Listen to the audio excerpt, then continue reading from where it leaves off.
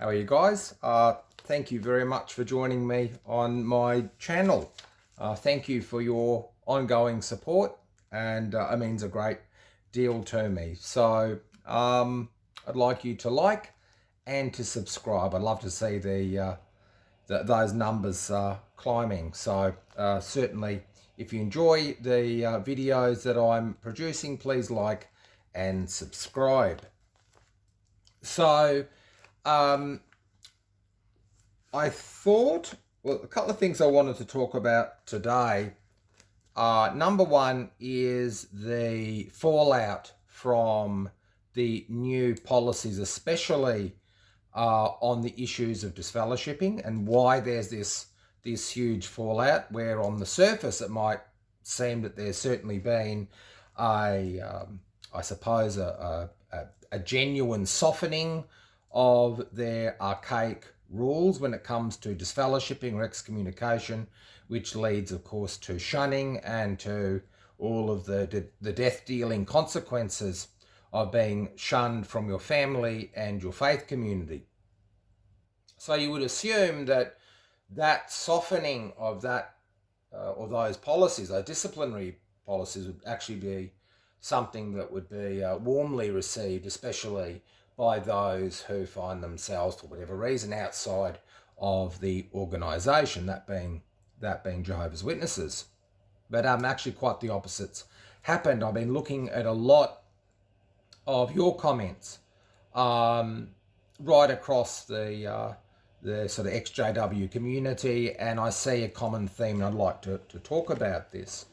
Now, I'll give you an example. I was in a congregation and a witness man, was disfellowshipped, and it was on moral issues, and he wanted to, as it worked out, he ended up marrying the woman that he had this relationship with. She was a non-Jehovah's Witness, but anyway, he wanted to be reinstated. Okay, now he was coming to the meetings, and every meeting that he could, including the other congregations. So, for instance, our congregation, he'd come to the two meetings, the Thursday night and Sunday meetings. He wasn't able to go to a book study, but he came to those two.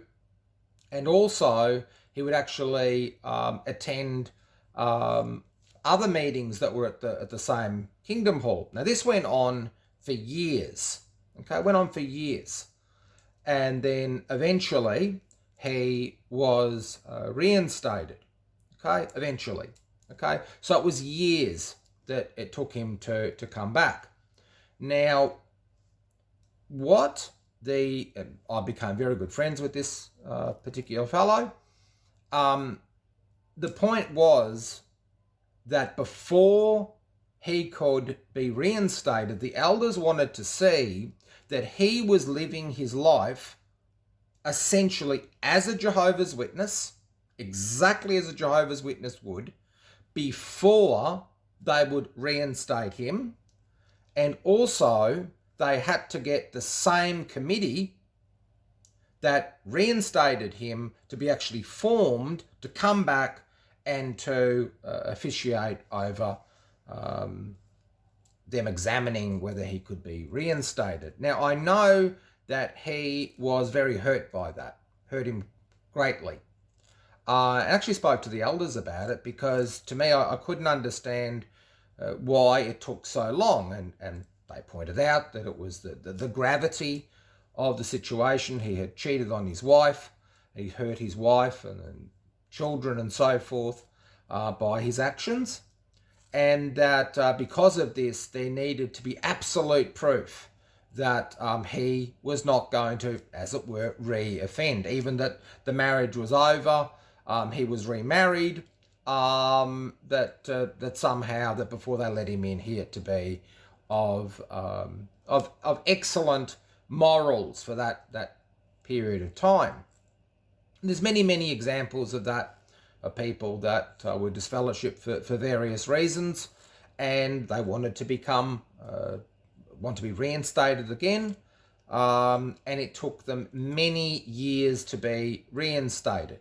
Okay, same sort of answer, and that is that taking into consideration what has happened, who had been affected, and so forth, that in a sense the punishment of disfellowshipping needed to be applied to the full, so the congregation could see that God's rules, Jehovah's laws, were not to be a frivolous thing, that a person could be commit these terrible sins and then either not be disfellowshipped, or in fact quickly coming back. Okay, now in a sense, and it might sound rather bizarre, but what Watchtower did, especially in insular community, is that people that were wrongdoers, serious wrongdoers, mainly most Jehovah's Witnesses are, or probably not much anymore, but if they are to be disfellowshipped, I would say the absolute overwhelming majority would be because of sexual indiscretions. It's only a special kind of person that is taken out of the congregation of Jehovah's Witnesses based on theological or religious differences with them. That's very, very rare. Most of the crime, so to speak, or sins are in fact sexual. Okay. That being said, what it did is, in a really bizarre way, is that people who are attracted to Jehovah's Witnesses, or were attracted to Jehovah's Witnesses, is that they had this kind of assurity that when they said, these are the rules, if you don't follow them, we are literally going to drag you out of the kingdom hall, and we are going to humiliate you in front of everybody. And when you are basically handed over to Satan, sent back to the world, you're dead to us, okay? And for you to come back it's going to be incredibly difficult to come back. Now, in a really strange way, people that have come from insecurity, they have never come from a religious background, or certainly not been active in their nominal faith. In many cases, in the public ministry of Jehovah's Witnesses, I saw this over many, many decades, that people were in a terrible state of affairs. And one of the things were that they weren't regulating themselves, okay? And so that kind of black and white rule was, in a sense, it was comforting to people, okay? Because they, in a really strange way, appreciated the rules are rules kind of system, okay? Corporal punishment, basically. You step over that line and you're going to get it, okay? Now, with the changes that have come about, the way I see it, I'd like your opinion on this, is it's very much the role of the elders has flipped, okay? Now, I remember Rick Farron, a very good friend of mine. I had a program on the Six Screens. I'm always very grateful for that. But Rick Farron, many years ago, did, and you can still see his videos on this, he did the Jehovah's Witness sex rules, and he went through all of the ludicrous rules that went along with what was allowed and not allowed within the marriages of Jehovah's Witnesses. Okay. Once again, every intimate detail of a Jehovah's Witness life, from basically every aspect, whether it was the medical choices, education, the car they drove, the house they had, dress and grooming, and even to issues of sexual intimacy, even with your marriage partner, whether it was consensual or not, they had black and white rules. Okay? Now, the elders were there to see two things. Number one, did you comply with the rules? Number one. Okay. Number two, if you didn't, first of all, what level was the sin? Okay, different grades. Was it loose conduct? Was it with brazen behaviour? Was it all different grades of these offences? And from that, they went to their rule book, which was Shepherd the Flock book, and other cherry-picked scriptures in the Bible. And that was to work out, in terms of these offences, right, what you had done against, for instance, Jehovah, and then also to tarnish the organisation. So that was their role, okay? Their role was to check behaviour against the rule book, okay, and where, in terms of the offences, you sat, okay? And, you know, while there was appeals that one could have if they were going to be disfellowshipped, I would probably say nearly in 99% of cases, there's no way that another group of elders were going to look at a situation much differently from what the elders in your congregation may have looked at. Okay? And as we know, there was no and is no access to the internal laws of Jehovah's Witnesses. Now, I know when I first got a hold of the Elders book, I was actually a Jehovah's Witness at the time, and I realised that the intricacies of Watchtower law were really not, they were not readily available to the rank and file Jehovah's Witness. They really didn't understand the quasi or parallel legal system that Watchtower was running. So there was nobody to defend you. There was nobody to advise you. In actual fact, I remember very clearly, I think some of you will probably remember this as well, is there was a cautionary tale in the Watchtower about elders not prepping their sons, for instance, or daughters, before they went to their judicial cases, because, of course, knowing the rules, if you're able to coach your children, for instance, and how that you worded things or what information you gave out, they would know what level of offence, basically, that you're up against. Okay? Now, it's been flipped on its head.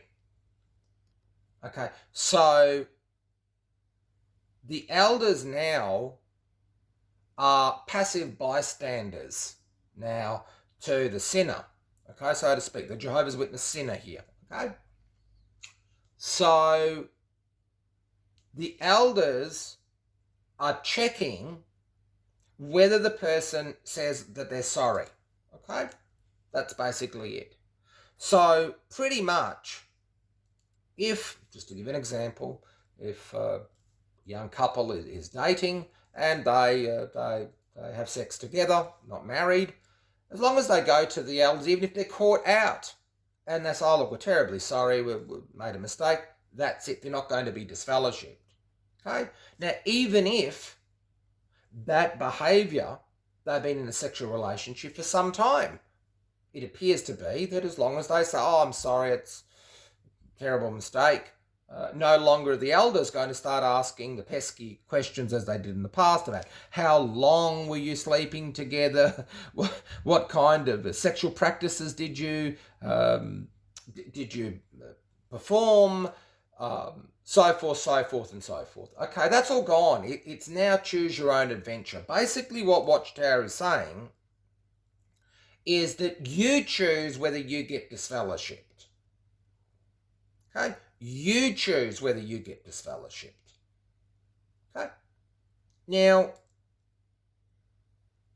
what has upset people so greatly is because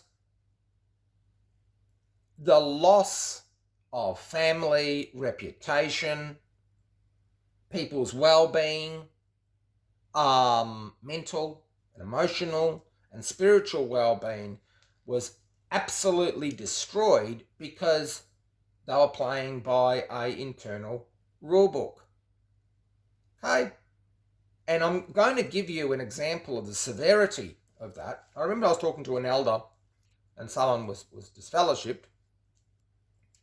And he said to me, Matt, he said, I found it really difficult. He said to disfellowship this person, he said, because this person had committed sexual immorality. And they were really upset. He said this guy was crying. He was so upset about this. And basically this elder was outvoted by the other two, and he went along with it. And afterwards, because he agreed with the other two, okay, he was the more junior of the elders. This wise elder, when they were discussing it and debriefing, I suppose, after the case, he said to this person, won't mention their name, they'll probably say this and regret they have a time with this. He said, I asked him why, this is the senior elder, so to speak, why were you so adamant that this person should be disfellowshipped when he was so upset, And this elder said, this senior elder said to him, you know what? Yes, he was crying. Yes, he was upset. But at no point did he mention what he had done to Jehovah. Okay. And that was the way it was. What was done to Jehovah. Okay. All right. Okay. Now, none of that matters now, using that kind of warped thinking that we as humans would be able to inflict anything onto Almighty God is preposterous. But anyway, we go with that logic. Now, if we've got choose your own adventure, okay, you choose whether you get disfellowshipped, okay, and the elders are just waiting there,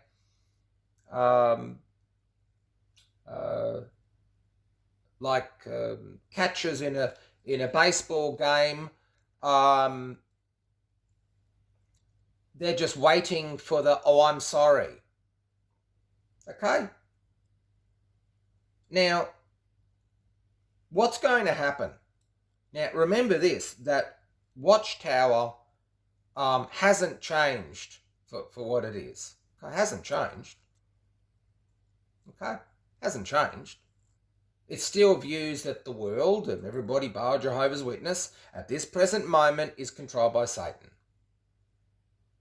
Okay, the word on the street is that now, after this sort of reach out towards people who have either left or been disfellowshipped, is pretty much they're expecting the end to come within the next year. That sort of craziness is back again. So nothing's changed.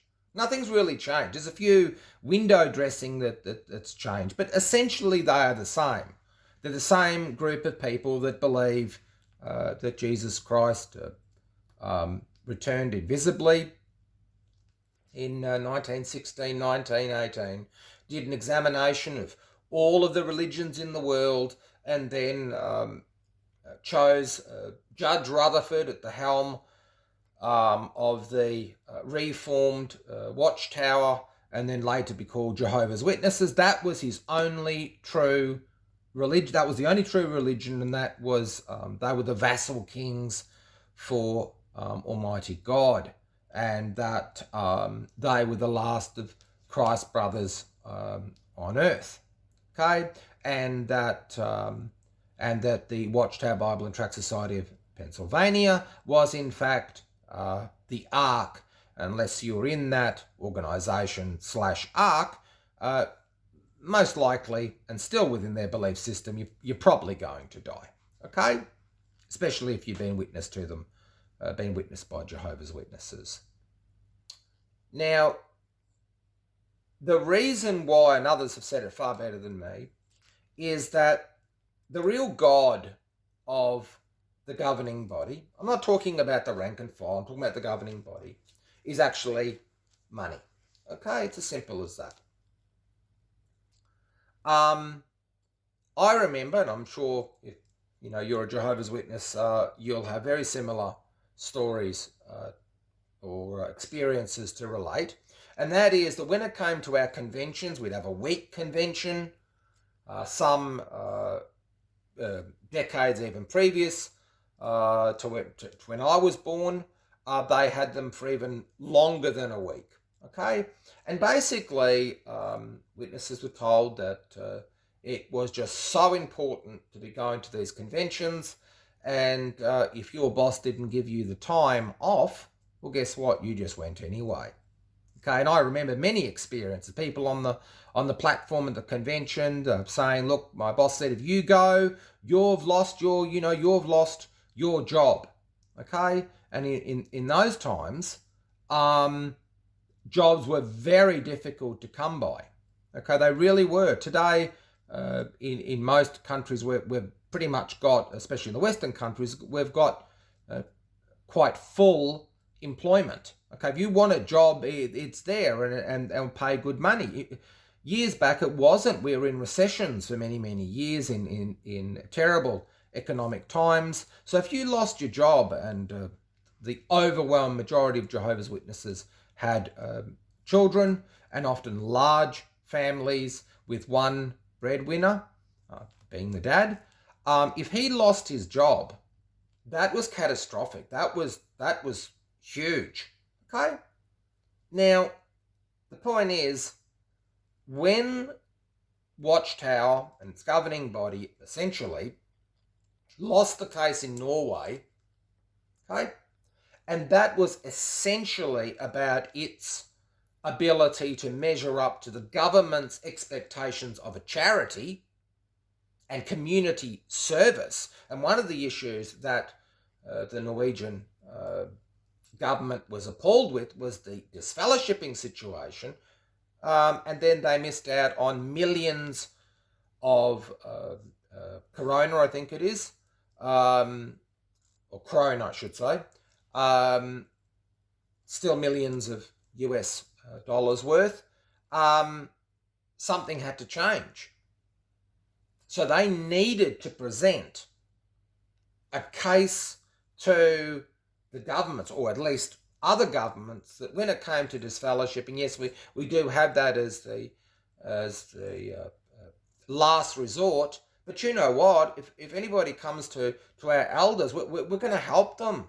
As long as, if they're sorry, they've made a mistake, someone slept with somebody, someone accidentally slept with somebody else's wife, whatever it happens to be, ripped off people financially in the congregation or so forth. Well, as long as they say, "Look, I'm really sorry about that," that's good enough for us. We're not going to kick them out. We're going to help them.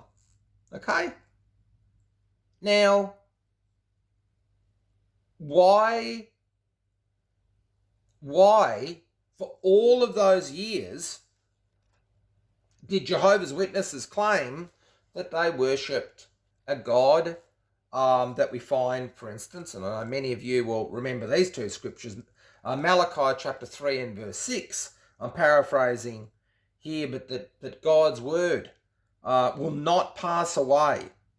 And Psalms 102 and verse 27, that God's word is for eternity.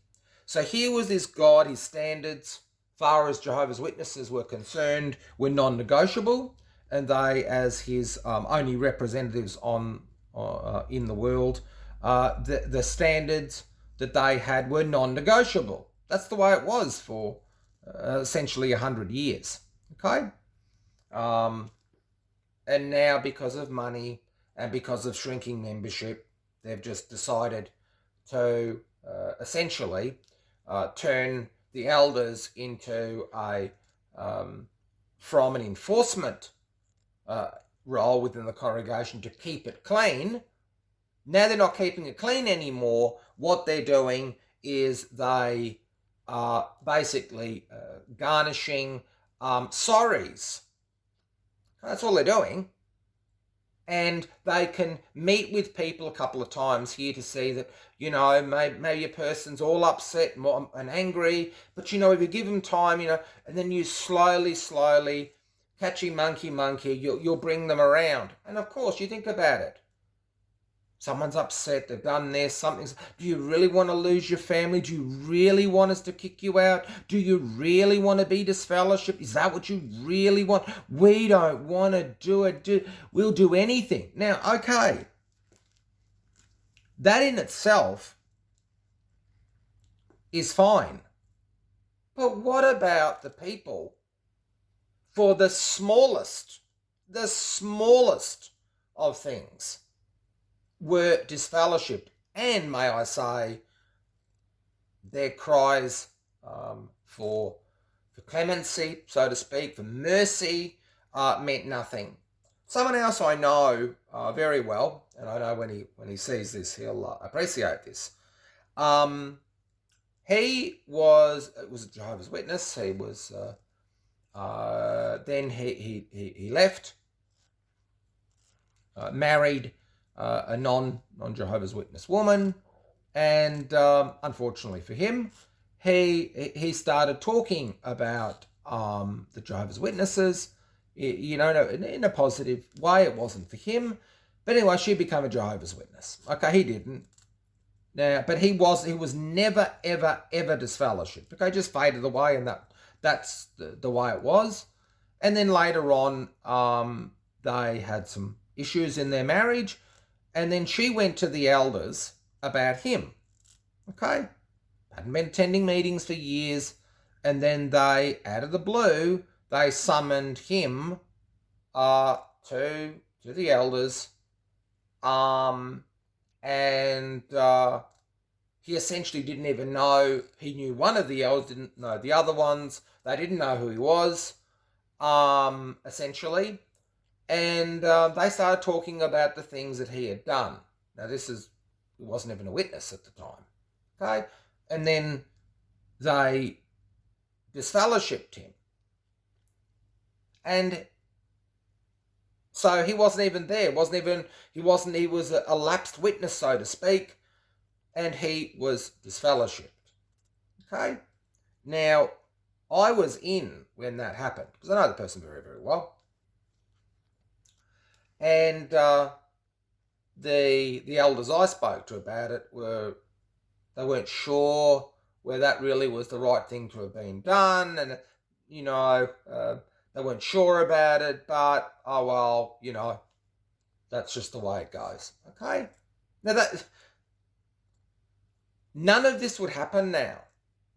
The elders wouldn't go and see somebody that was not living as a Jehovah's Witness, hadn't been to their meetings for years, hadn't been associating with any Jehovah's Witnesses for years, hadn't heard from them, and going around to find out what they'd been up to, essentially living as a non-Jehovah's Witness person.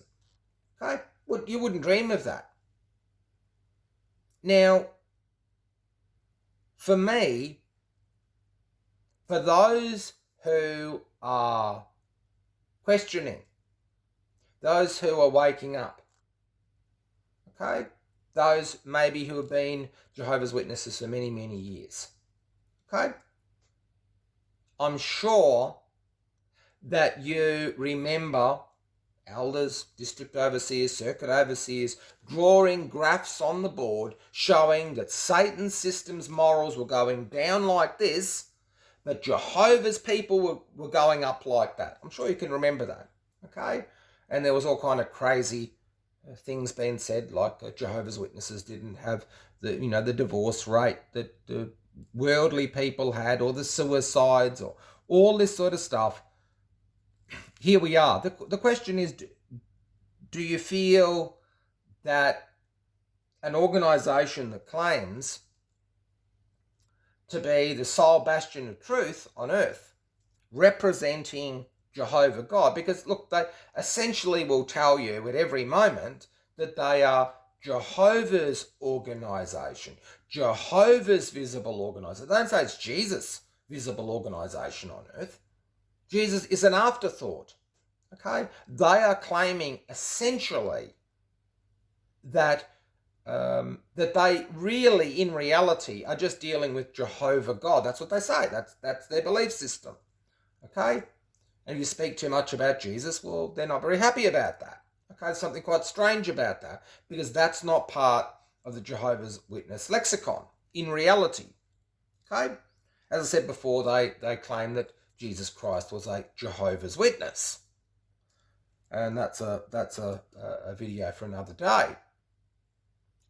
Now, if the behaviour, or the principles, I should say, more importantly, of Jehovah in the Old Testament, did any of his standards and laws ever change? Was adultery ever changed? Did it ever change that? No. Idolatry. You know this. Oh, okay. Well, now you can. 1 week you can worship Jehovah in the temple, but you know what? Next week you can worship another god, an Egyptian god or Babylonian god or so forth. Can you do that? No. That never, ever, ever changed. Did any of the rules in terms of their, for instance, their prohibition on certain meats, did that ever change in terms of the Old Testament? And the answer is no, it didn't. Okay? So Jehovah's Witnesses, and in the name, they're bearing witness to Jehovah, not to Jesus Christ. Okay? Because that's not what they're about. Okay? It's Jehovah's organisation, not Jesus's organisation.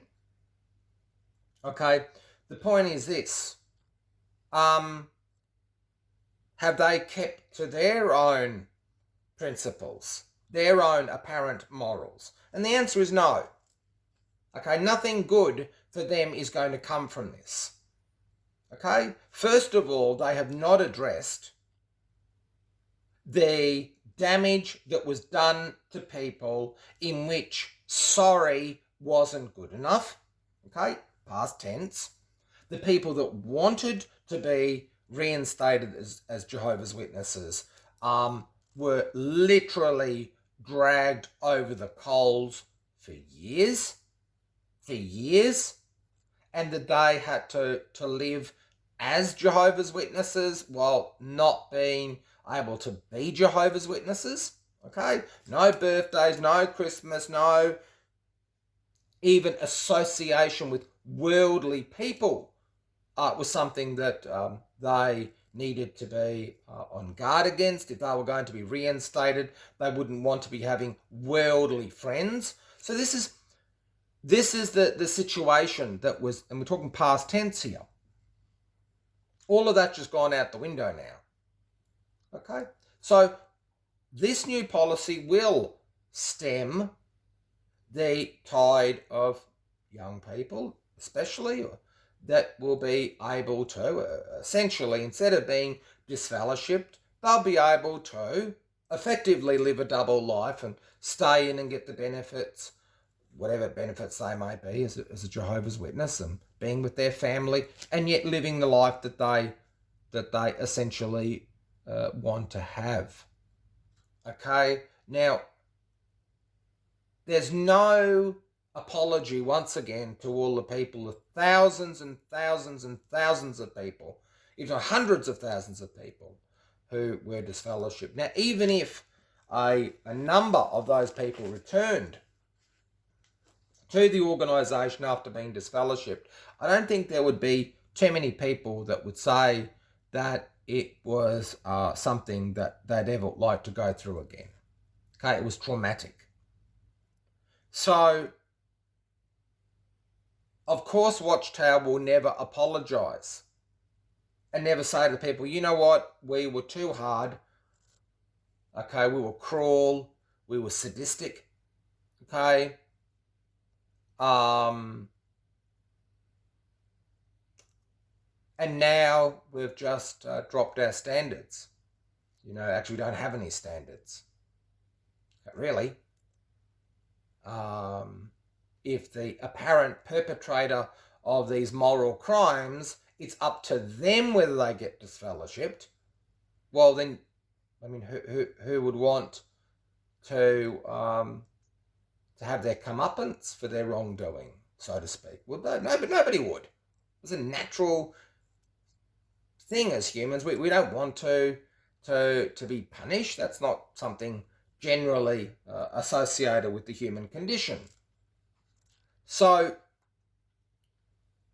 it sets Watchtower up for a train wreck. And it will. It's going to happen.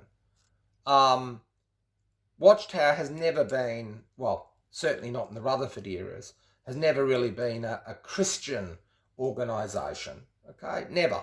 Okay? As I said, Jesus was a footnote.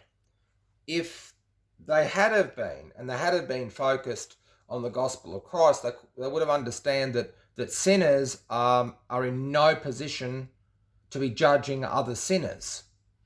Okay? None at all. And the apparent scriptures in the Bible that speak about people being put outside the congregation or the ecclesia or the church, depending on your translation, were extreme examples. It was so extreme that we probably know their names. That's how extreme it was. Okay, it was something extraordinary that kind of situation would happen. Not like what was happening up until recently, in which basically every person that was a Jehovah's Witness could probably, after 10 or 15 years or longer, would be able to mention many people who had been disfellowshipped or publicly humiliated because of these processes. And I remember, in terms of disfellowshipping, I remember very clearly, I know that some Jehovah's Witnesses now are not aware of this, but in the years gone by, they actually used to tell you what the offences were, whether it was adultery or so forth. Okay, so when you have a look at what Jehovah's Witnesses have done, they have disowned their own faith. They were never right to start off with. That is not the Christian message. That is not the message of Christ at all. The fact is this, that Jehovah's Witnesses had a standard that they knew that they could, that nobody could ever live up to. Never. Everybody is imperfect. Jesus said that if you have envy or jealousy in your heart or lust in your eyes, you've already done it. Okay, it wasn't a physical thing. It was what was in our hearts. Now, if that's the case, and all of us have fallen short, will always fall short, and you don't have the doctrine of grace, don't understand what that means, then, of course, the only thing you've got left to enforce rules is the worst forms of psychological and spiritual punishments. And so many people have been affected. Okay, I have a relative of mine, and she was disfellowshipped. It's laughable why she was disfellowshipped, but anyway, she's been disfellowshipped for decades now, and the pain and the suffering that's happened with her, and the way she's been treated by her own family, her own sisters, has been absolutely disgusting. And certainly was a joy when I left Jehovah's Witnesses to be able to make contact with her and explain the situation, and it's such a joy to be able to speak to each other. But that caused incredible suffering. To think now that any misdemeanors can simply be explained away by I'm sorry. Okay, that's great. That's fine. But God hasn't changed. Okay, their own standards that they claim are Jehovah's standards, they didn't change. It's the governing body of Jehovah's Witnesses that, because of selfish reasons, and that is to keep its membership, and also essentially to keep government money. They don't rely, not like the Jehovah's Witnesses that I mentioned earlier, that gave up their jobs, their means of sustenance for their faith. Are Jehovah's Witnesses, and talking about the governing body, are they willing to do that? No, of course they're not.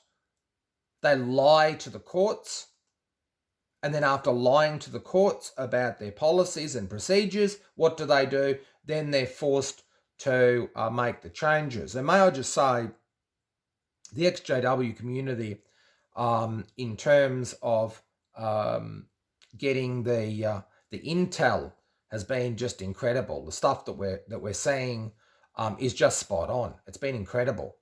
We're learning about things way before it's being made official. So I think going forward is that we're going to see more and more of these changes. I mean, we've gone through this subject pretty well tonight, but if you even take a mental note of all the things that have changed in the last few years, it's quite incredible. If you look forward, as I said, you might as well write down birthdays. I think that'll be one that will certainly be going soon.